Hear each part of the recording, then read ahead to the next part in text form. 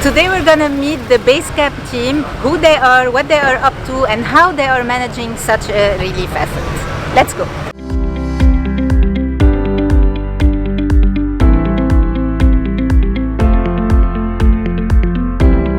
We're here at base camp. Base camp began the first few days right after the explosion as a response to the needs of the city. We put our forces together to create something called base camp. It began with من تشرين بيتنا بيتك, Embrace, and مواطن لبناني, 4 entities, pulling their resources and their teams together to create a relief aid camp, which essentially has services of all kinds. It's mainly began with the idea of cleaning and debris pickup and fixing homes, and then also we added food leg, we added medical, we added hygiene, and of course with Embrace mental support as well. So all of these things are included in this base camp, and it's been growing very, very quickly since it started, bigger than we expected, I guess, but which it was good though, because we have the right number of people, we had a lot of volunteers coming to help us, and we were being very, very effective with results.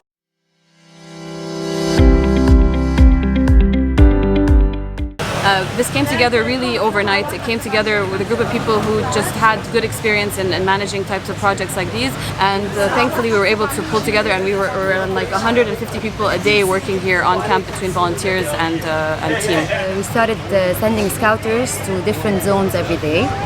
We used to do 2 to 3 zones per day. We had so much help from really amazing people. So after that, we used to have all the data by the end of the day and dispatch to the proper teams: engineer, food, medication, babies, and hygiene. And we're doing our own boxes, our own bags, and we are dispatching them for more than 1,500 family with volunteers after we did a scouting, and because we have all the phone numbers, the names, and the neighborhood. When we got in touch with the people, we realized that they didn't want to leave their houses.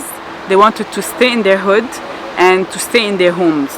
So this is when we decided to grow the family of Beitna Beitak, and we now have engineers, volunteers, artisans that are part of the team and that are fixing mainly the doors, the aluminium, the glasses, and additional also features.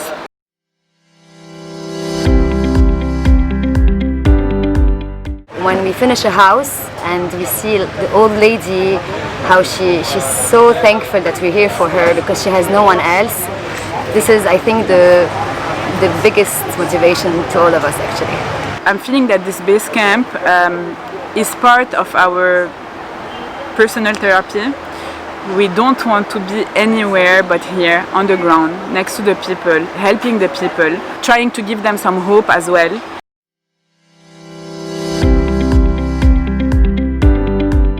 When it comes to a relief effort, the most ideal thing would have been for there to be one organizing effort. Right now, what most of the NGOs and all the initiatives are facing on the ground is duplication of work and lack of attention to certain locations. So for this whole operation to have been much more efficient and for everybody to receive the care that they need, considering that we probably have enough donations coming in to do so, having somebody manage this information and manage the works on the ground would have been extremely beneficial for all of Lebanon, for this to have been much more of an effective operation. The solidarity of people, I think it's the only positive thing about the blast, how we saw everyone getting together, helping. We used to get more than 1,000 volunteers per day, so this was really amazing. What I learned is that alone I wouldn't have been able to achieve what I'm trying to achieve today, and knowing that we have a lot more to achieve in this country and we have a big role to play.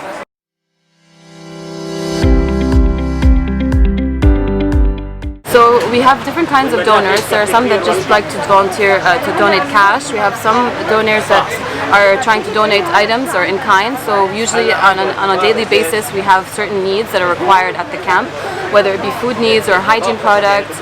We see what's low and we ask people online and people that are coming to visit us what they can help us with. And there is donation in apartments.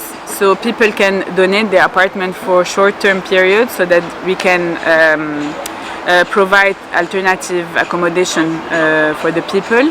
And the more we have the funds right now, the more we can launch more houses. We can do 200 houses per week, and now we're only doing 70 to 80. So the faster the funds are here, the faster we can help more people. And I think if we invest more and more in our resources, which are the people, we can really build a beautiful, beautiful country.